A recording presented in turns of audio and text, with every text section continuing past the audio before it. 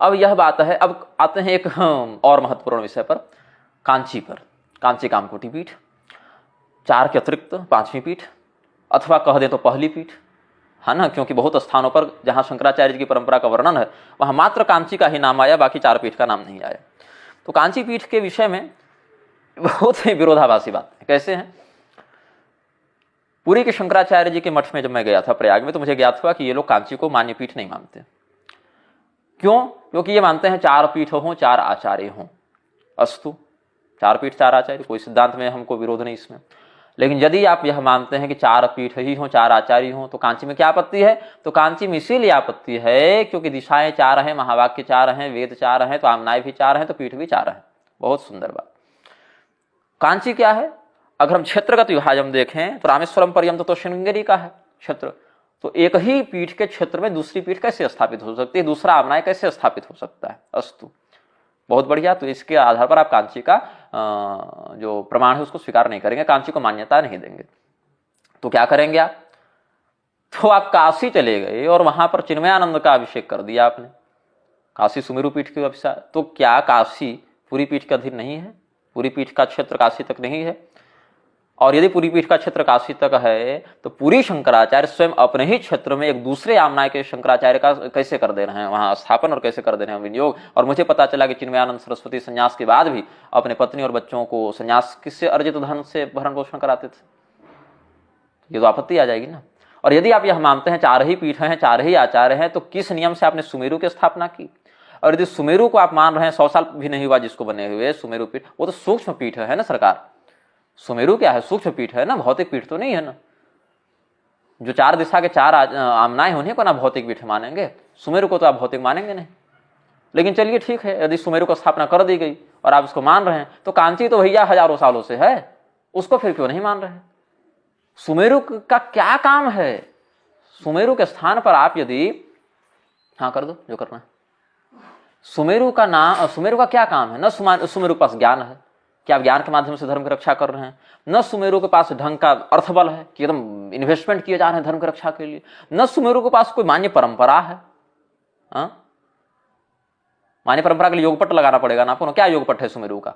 जो भौतिक प्रारूप में आप दीक्षा परंपरा में डालेंगे, जो अंतस्थिति है साधक की वो नहीं कहता, उसमें तो फिर और 7 आमनाय तक जाएंगे, 5 कौन कहे। नहीं है ना सुमेरु के पास, कांची के पास तो है। तो कांची को मान्यता क्यों नहीं दे रहे आप लोग? अब चलिए कांची को मान्यता नहीं दे रहे, ठीक। मेरे पास कुछ और चित्र हैं उपलब्ध। क्या कहते हैं इसमें? अच्छा, एक इस पर बहुत ही सुंदर एक प्रसंग बना, मुझे जानकारी मिली। स्वामी श्री करपात्री जी महाराज और स्वामी श्री चंद्रशेखरेंद्र सरस्वती जी महाराज जो कांची अधिपति रहे, इन 2 पीढ़ी पूर्व के आचार्य रहे। तो चंद्रशेखरेंद्र सरस्वती जी, जहां तक मेरी जानकारी है, 13 वर्ष की अवस्था में शंकराचार्य के पद पर आ गए थे। Correct me if I am wrong, लेकिन वो 13 वर्ष की अवस्था में वो आ गए थे। और स्वामी करपात्री जी से उनका वाराणसी में एक बहुत ही संक्षिप्त धर्म संवाद हुआ, और उस धर्म संवाद को संस्कृत और हिंदी में लिपिबद्ध किया गया, जो संभवतः भी मुमुक्षु आश्रम में मिल जाएगा आपको। बहुत जीर्ण प्रति है लेकिन मिल जाएगा। तो उस स्थिति में जो हम देखते हैं, स्वामी श्री चंद्रशेखरेंद्र सरस्वती जी ने मार्कंडेय संहिता के आधार पर और शिव रहस्य के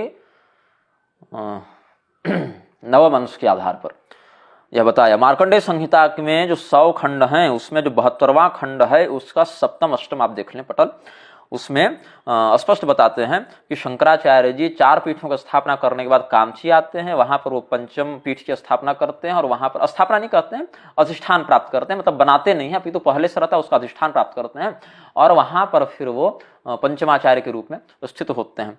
तो 5 लिंग प्राप्त हुए हैं शिव जी के, शिवलिंग 5। योगलिंग, चंद्रमौलीश्वर जी इनकी पूजा होती है, योगलिंग, भोगलिंग, वरलिंग, मुक्तिलिंग और मोक्षलिंग। तो 5 लिंगों की परंपरा है। ज्योतिष पीठ का जो चंद्रमौलीश्वर लिंग था वो तो अब शायद रहा नहीं, खो गया। ज्योतिष पीठ प्राकृतिक आपदाओं के कारण भी और ये राजनीतिक प्रपंचों के कारण भी बहुत खंडित चला है। लेकिन क्या है कि वो नहीं रहे चंद्रमौलीश्वर भगवान, कहीं अब कालक्रम से लुप्त हो गए। अस्तु, देवक्षा पर तो किसी मनुष्य का बल नहीं है। लेकिन क्या है कि उस स्थिति में जो शेष 4 लिंग है वो भी प्रतिष्ठित हैं, उनकी नित्य पूजा अर्चना सप्रिया सब हो रही है।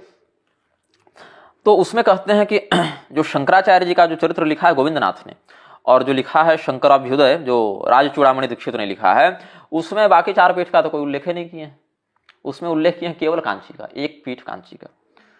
तो शंकराचार्य के द्वारा कांची पीठ भी है मान्य शांकर परंपरा में। इसमें मेरी ओर से मैं जो शास्त्री समझ रहा हूं, प्रमाण जो मैंने पढ़े, और पढ़े तो कम सम नहीं पढ़े, 600 पृष्ठ पढ़े अलग अलग शास्त्रों के और अलग अलग सब कुछ के, तब बता रहा हूं कांची को मान्यता तो देनी पड़ेगी। ऐसे आप खड़े खड़े नहीं कर सकते कि स्वयंभू पीठ है या नकली पीठ है, हमारी परंपरा से बाहर की पीठ है, ऐसा नहीं कर सकते। अब कांची पीठ की जो परंपरा है वो मानती है कि शंकराचार्य जगतगुरु का, आदि गुरु का, जो 5वीं शताब्दी ईसा पूर्व वो नहीं मानते पूरी शंकराचार्य वाले मत में, वो है। और श्रृंगेरी वाले मानते हैं 8वीं शताब्दी वाला। और लगभग दोनों के मत में 1300 साल का वो काल गणना का भेद हो जा रहा है। अब मैं क्या कहूंगा, अच्छा पहले इसको पूरा कर लेता हूं, क्षमा, इसको पूरा कर लेता हूं, करपात्री स्वामी जी वाला।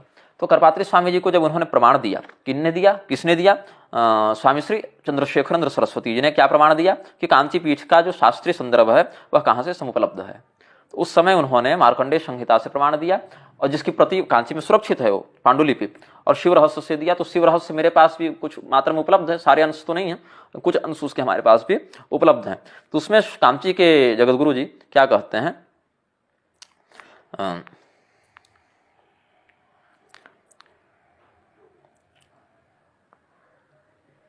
शिव रहस्य का पहले बताता हूं।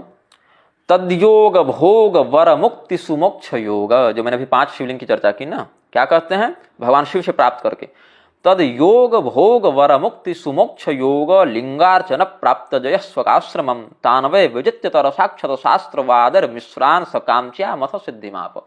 भगवान शंकराचार्य जी भगवान महादेव से, चंद्रमौलीश्वर सदाशिव से, पंच चंद्रमौलीश्वर जिनके क्रमशः नाम क्या हैं, योग भोग वर मुक्ति और सुमोक्ष अथवा मोक्ष, इनको प्राप्त करके वापस आए और सबों को शास्त्रार्थ में पराजित करते हुए फिर कामची गए हैं, और कामची में जाकर उन्होंने सिद्धि को, निष्कर्म सिद्धि को प्राप्त किया है।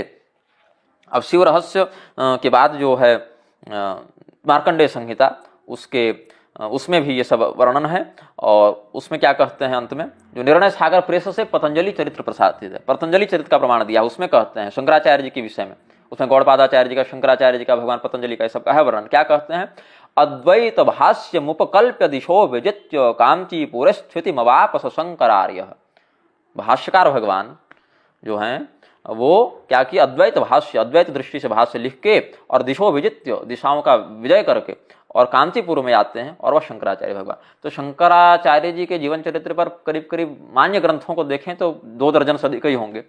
और उसमें यही है बहुतों में कि शंकराचार्य जी ने वो सर्वज्ञ पीठ का आधिपत्य स्थापित करके कश्मीर में, और फिर वहीं से फिर हिमालय में जाकर और वहीं से वो अपने दिव्य धाम को चले गए। लेकिन इन प्रमाणों के आधार पर यह कहा जाता है कि वहां से तो चले गए, मतलब वहां उनके जीवन का वो लक्ष्य पूरा हो गया, लेकिन कुछ काल के लिए फिर वह वहां पर कामची आए। उसके बाद उन्होंने कोई लिखा नहीं, कोई शास्त्रार्थ नहीं किया, सब करने के बाद ही कामची आए, और वहां पर अपने जो 4 शिष्य को 4 मठ में बैठाए थे, उसके बाद ये स्वयं यहाँ पर स्थित हो गए, स्थापित हो गए। फिर कालांतर में उन्होंने अपना भौतिक लीला कलेवर का संवरण किया। और उसमें कहते हैं फिर कंपा तीर निवासिनी मनुदिनं कामेश्वरी मर्चयन ब्रह्मानंदमविंद तत्र जगताम क्षेमंकर शंकर। इस प्रकार से भगवान शंकराचार्य जी के द्वारा कामची पीठ का जो मान्य प्रमाण है वह स्वामी चंद्रशेखरेंद्र सरस्वती जी ने प्रमाण दिया।